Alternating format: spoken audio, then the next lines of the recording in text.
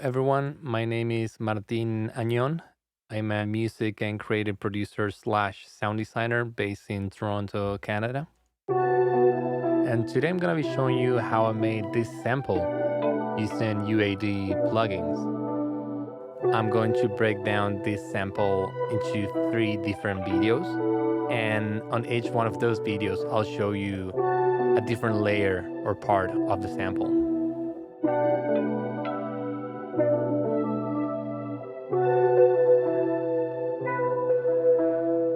This is a super simple sample, but the idea is to show you the workflow behind it. I'm gonna be starting with the Marshall plexiglass on the unison slot. Just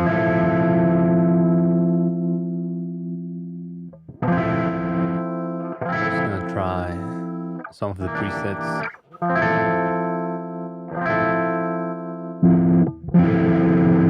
Nice. I like how easy it is to preview all the presets in console. Okay. And now I'm gonna turn on the POG 2 by Electro harmonics. Okay. Just an octave down. Nice. Now I'm gonna try the Galaxy Tape Echo. I love this plugin. I think it always adds some interesting textures, especially if you use it 100% wet and you're filtering the entire signal. You can play around with the input and you can get some nice saturation. It's kind of cool.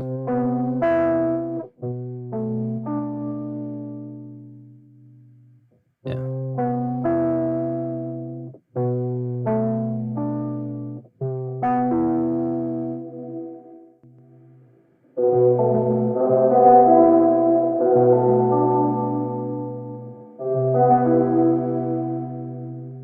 So now I'm going to show you an A-B comparison with and without the plugin.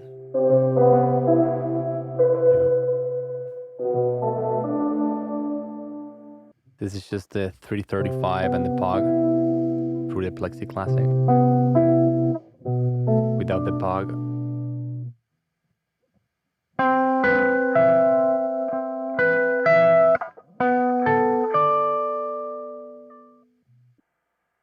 Everything back on.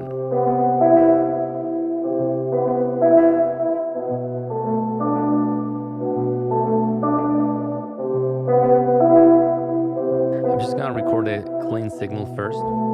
So without the Galaxy Echo, just through the Marshall amp on the unison slot. You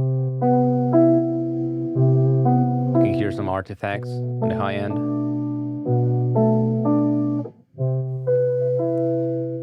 I really like that. It's probably from the POG.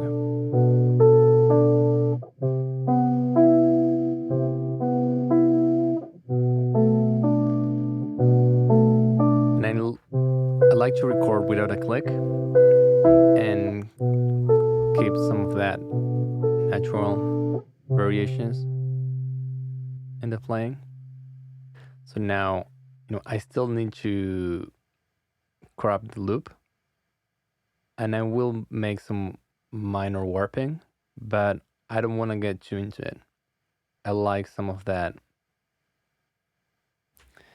I like that natural feel, so I don't want to lose that. And we'll still do some warping now.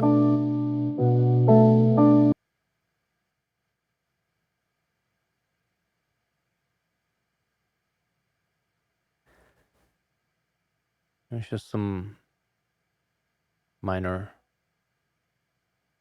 warping. But I don't want to get too into it.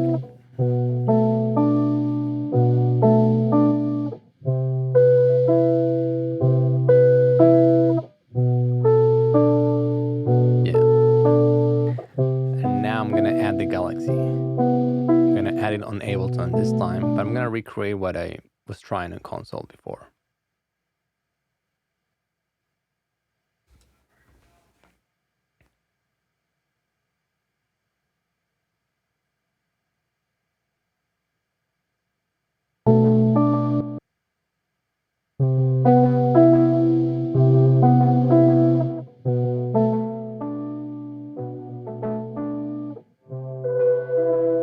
gonna bring it down because I'm getting some artifacts.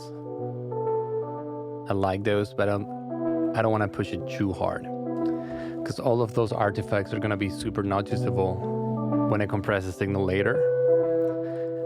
No, without. Turn it back on. So it's clearly adding a lot of texture. And it makes the sound much more interesting. So once I have the sound that I like, I'm just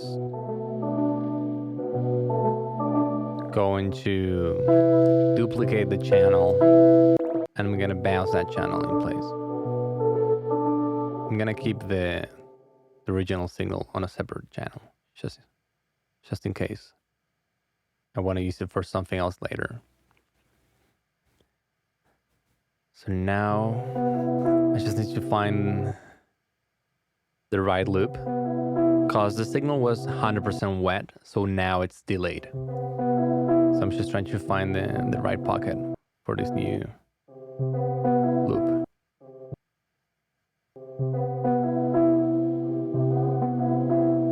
Yeah, that has a nice bounce to it.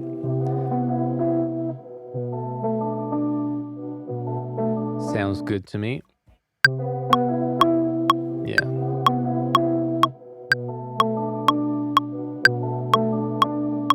Money.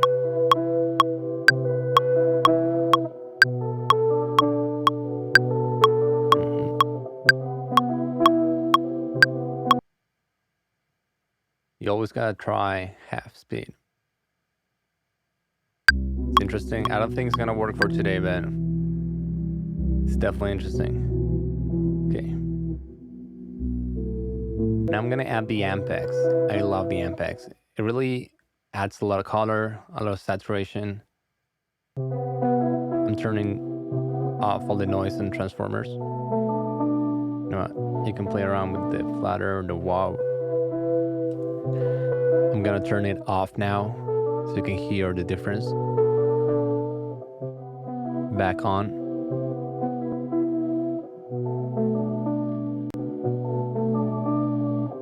And you can try this delay. Sometimes I find it to be too much, but it's interesting. So subtle, but it's definitely adding some nice character.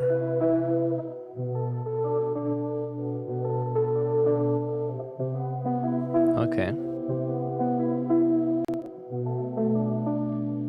So now I think I'm gonna try to record another lead, but I'm gonna change the galaxy for the chamber reverb,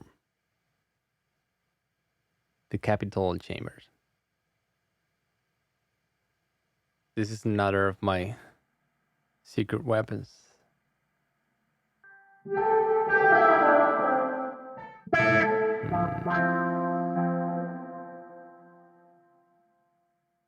Now I'm also using, oh, gotta bring it down. I'm also using the Qtron just to filter out some of the guitar. Okay, let's see how we do. So I'm just recording this high lead. So I'm using a 335 guitar through the Marshall Plexi Classic into the Capitol Chambers reverb.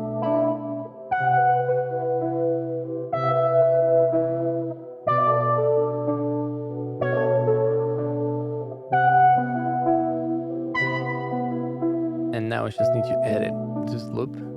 So I'm going to be selecting some of the notes that I like the most. Because depending how hard you pick, the Qtron is going to be reacting differently. But all those variations really add some nice character to the sample.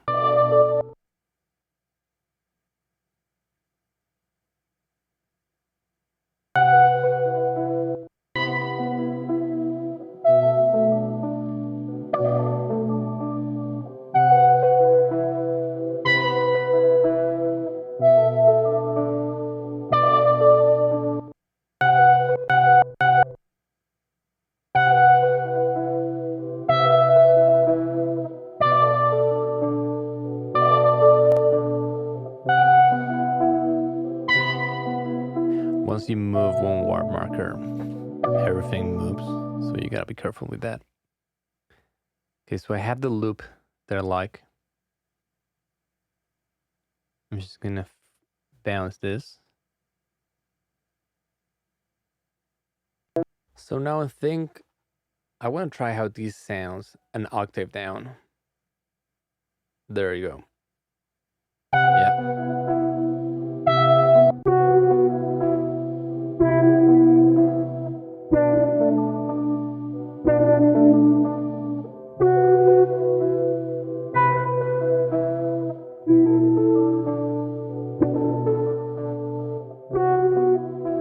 And now I'm just cleaning some of the low frequency information. I don't really need any of that on this lead. And this is perfect for the Moog filter. And I love this Moog filter because it has an LFO that you can sync to the session's tempo.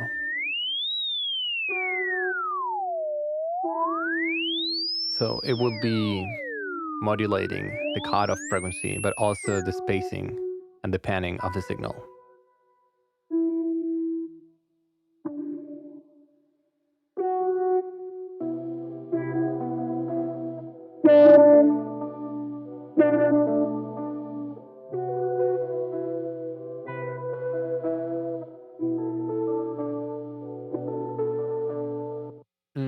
And now I think I'm going to add some tape emulation to this group that includes these two sounds.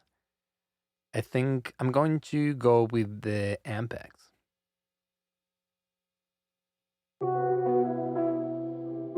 Some saturation. And I really like some of the effects presets they have here. Some of them are pretty extreme, but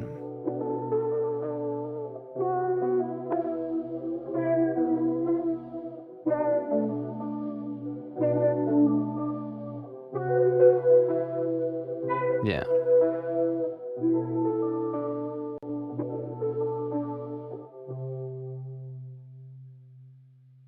Okay, that works for me right now. I'm going to add some more processing to the group. I really like this Neve compressor.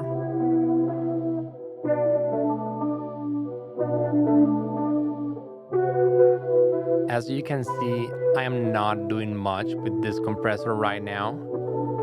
I'm just gluing things together a little bit, and I can always come back to it later when I'm doing the final mix for the sample.